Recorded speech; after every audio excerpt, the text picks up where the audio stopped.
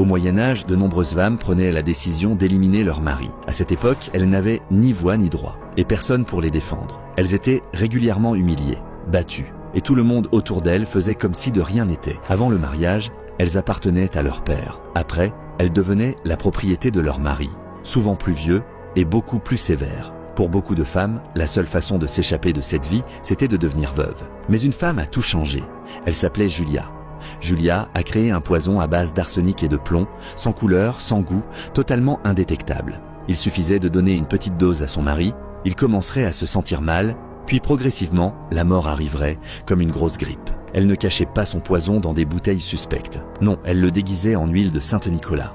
Un simple remède que Julia vendait discrètement aux femmes désespérées qui cherchaient une issue. Elle le mettait dans la nourriture de leur mari. Les hommes devenaient faibles, nauséeux, et finissaient par mourir de ce qu'on appelait une maladie grave.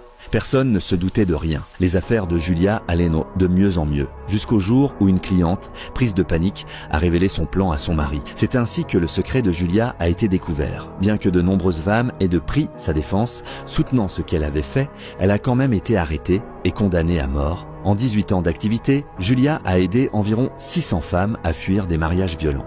Elle leur a donné de l'espoir, mais elle a payé de sa propre vie.